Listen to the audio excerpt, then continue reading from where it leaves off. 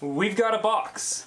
Today, this came in the mail, and this is one of the last things I need to set up my 24 gallon, and this is basically everything I'm gonna need for CO2. So today I'm gonna be opening this up and teaching you guys everything you need, as well as how to set it up afterwards. So this box was sent to me by aquariumco2.ca, which is a newer Canadian company that can also ship to the States. So in this box is actually a CO2 kit, and that's one thing I really like about this site is they offer everything in kits. They come with everything you need and have 3 different kits depending on how advanced you are in this hobby or how much money you want to spend on CO2.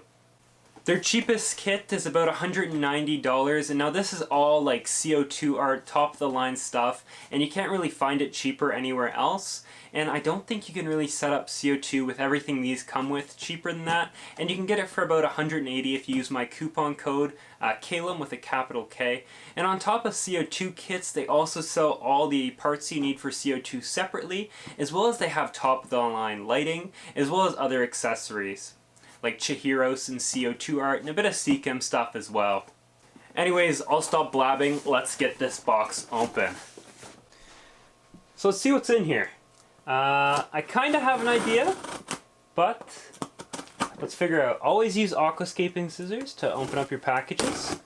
I'm kidding. That's just the only thing I have lying around. So let's flip this around. Come on, you. There we go. Packed up with paper as well as some bubble wrap. Okay, nothing in there. And so the first thing we're getting is a CO2 drop checker. Now these are super important because this allows you to measure how much CO2 is actually in your water without guessing. And all their kits come with this, and honestly, there's something I recommend keeping in all your tanks, especially if you're new to CO2. And if you're experienced and you're just setting it up at first, also super useful.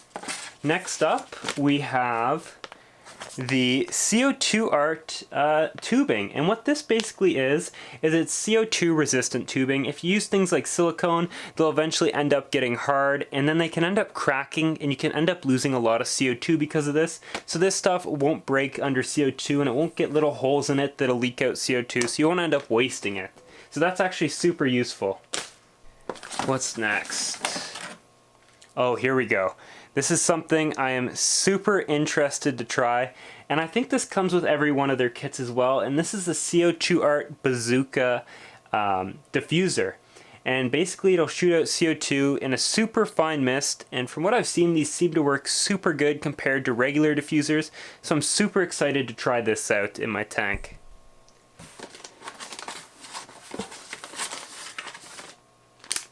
And next up we have, if it'll focus, you won't be able to see it in the bag very well, but this is just a little check valve. And what this does is it prevents, when the CO2 turns off, water from flowing from your tank through the diffuser into your regulator. So you need a check valve in every CO2 setup you do, and this will basically prevent your CO2 regulator from breaking from water getting into it. If you don't have a check valve, water can get into your regulator, and that'll end up breaking it. So this is essential for every CO2 setup. And finally, we've got a big box. So I'm gonna need to reposition the camera to open this one. So this is my regulator itself. Let's get this thing open. And I guess I can just flip it up this way. Oh, and there is, come on, Aquarium CO2's business card. Can I get a focus? There we go, there's their business card. Business cards are the hardest thing to focus on, and this lens I can't get too close to. But there's the business card, and here is the actual regulator. So this is the CO2 Art Pro Elite, I'm pretty sure.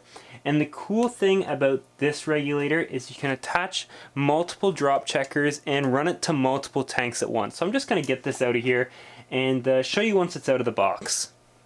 The first thing I noticed about this thing after taking it out of the box is that it is heavy duty. It's actually really heavy. So I guess it's made with real steel or something, but it is really heavy. Hopefully that means it's good.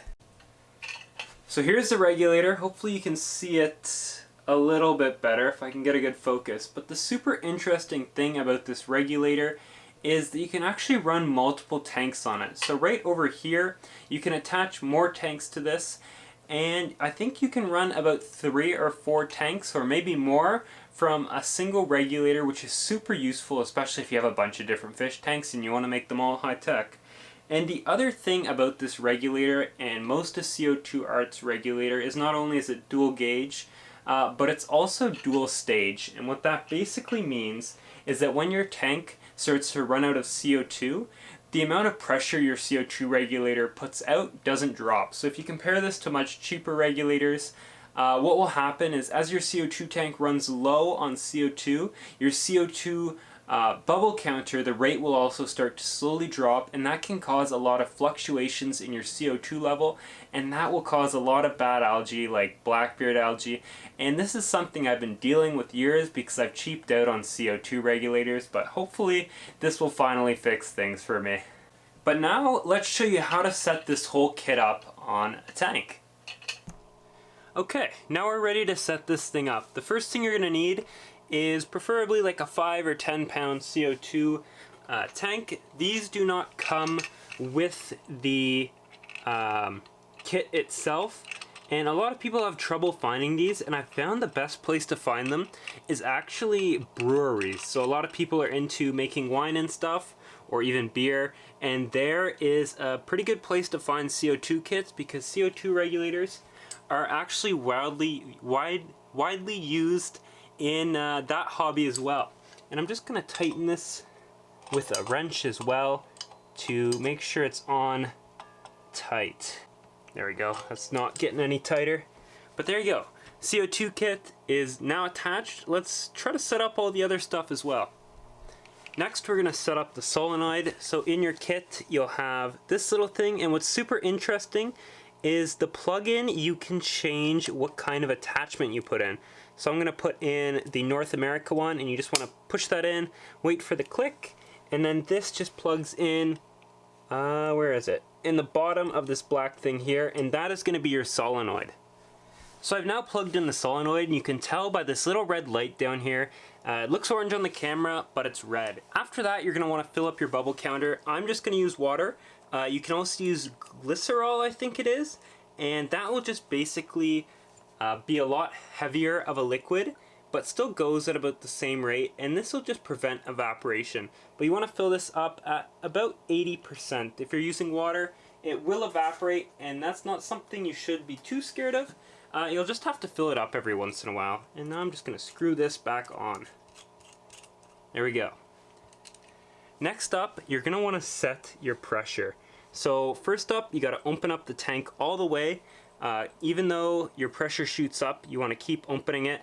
And then you want to assign the pressure by looking at this second gauge here. You're going to want to twist this. Which way is it? I'm going to turn off the bubble counter. I just got sprayed in the face with water. I didn't have that closed all the way. You're going to want to adjust your second gauge, sorry, that shook me up a little, till it reaches about 40 psi. I can't see it great from here, but I'll adjust that later. But once you hit 40 psi, that's about where you should be working at.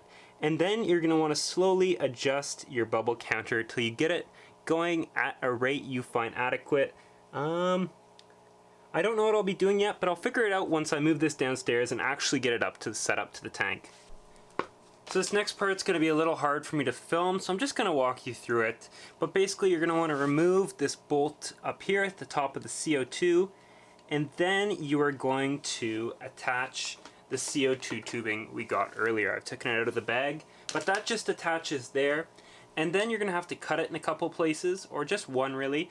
You're going to determine the length that leads it up to the top of your aquarium, and when you're close to the top you're going to make a cut, and then you're going to attach your inline check valve. And like I mentioned earlier, this is essential. This prevents CO2 from backtracking, water from backtracking from your tank when CO2 turns off into your regulator. So this is super important.